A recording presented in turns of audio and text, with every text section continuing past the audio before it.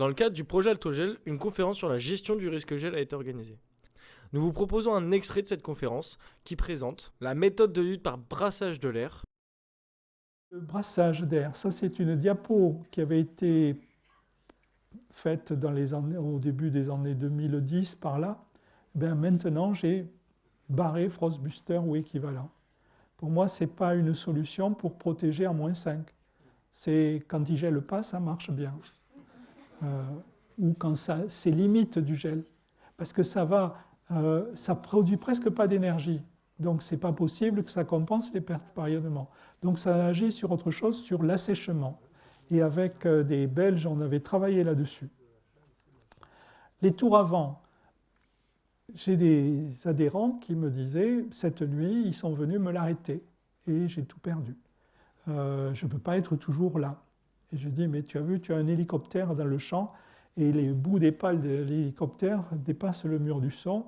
Il faudrait que tu mettes une hélice d'avion et pas d'hélicoptère. Et c'est les Français, ça fait 25 ans que je leur disais, aucun n'a voulu faire ça. Et puis c'est des Nouveaux-Zélandais qui ont fait ça. Et quand je les ai vus, j'ai été, pas les embrasser, mais presque, quoi. Enfin, il y a des gens qui ont fait quelque chose qui fait qu'en réduisant la dimension, en gardant une vitesse, ça passe plus le mur du son et on a des bruits qui sont acceptables. Sans chauffage, une tour à vent, qu'elle soit avion ou hélicoptère, c'est jusqu'à 100-110 mètres. La rugosité du sol fait qu'après on aura besoin de trop d'énergie pour aller plus loin. Mais ce qui est sûr, et c'est la Chambre d'agriculture de Perpignan qui avait fait ce travail avec nous, c'est qu'on avait vu que plus que l'effet sur la température, qui remonte après le démarrage, c'est l'effet sur l'hygrométrie de l'air qui est importante. C'est-à-dire qu'on pousse de l'air plus sec, qui donc va faire évaporer l'eau de condensation sur le végétal, et pour moi, ralentit ou augmente la résistance au gel parce que le végétal est plus asséché. D'ailleurs, ça me fait dire, utiliser les tours à vent pour réduire les risques de maladies cryptogamiques par la suite. Mais là, c'est difficile. J'y suis pas arrivé encore. Bon, il y a les filets paragrèles qui vont gêner, c'est sûr. Dans cet article de Fruits et légumes, en 2005, on avait également le paradoxe de rendre plus résistant au gel et de l'autre faire condenser de la vapeur d'eau pour en récupérer l'énergie. Donc, il se pourrait que l'alternance judicieuse de ces passages turbulents chauds, les tours à vent c'est toutes les 4 minutes, et le Frostbuster toutes les 10 minutes, puisse jouer. Depuis quelques années, la certitude vient de ces images thermiques. Là, avec un pixel à 2 mètres, la tour à vent est ici, et on voit cette zone un peu plus chaude tout autour. Je ne sais pas s'il y a les valeurs de température, voilà. Et ici, on voit que les températures sont autour de 0,5, presque 1 degré, alors qu'à l'extérieur, il y a moins 0,5. Donc on a 2 degrés de sur une distance qui est à peu près 90-100 mètres, mais pas davantage. Par contre, là, on a vu certains systèmes qui poussent presque pas d'air et qui n'ont qu'une zone limitée. Et on a vu également que quand le chauffage est sur place, eh bien, la projection de l'air n'a qu'une envie, c'est de remonter. Et donc, on a une protection, suivant la direction du vent et autres, qui va être moindre. Voilà les mesures qui nous permettaient d'affirmer qu'avec le chauffage, on avait un fonctionnement qui était différent. À 50 mètres, on avait vraiment augmenté l'assèchement. Par contre, au niveau de 90 mètres, alors que là, on voyait bien l'effet, là, on le voyait que, et il recommence ici, on voit bien cet effet-là. J'ai d'autres endroits où on a des tours à vent qui sont avec du chauffage ici. Eh bien, je n'ai pas vu le cercle où là, la tour à vent est au milieu et il y a des chauffages qui sont autour. On ne voit plus le même phénomène de cercle. On voit bien parfois, par contre, une zone avec une langue de chaleur qui pousse dans une direction donnée. Donc, mon idée, c'est en profitant de la convection thermique, c'est faire en sorte de chauffer à l'extérieur de cette zone de 90 ou 100 mètres.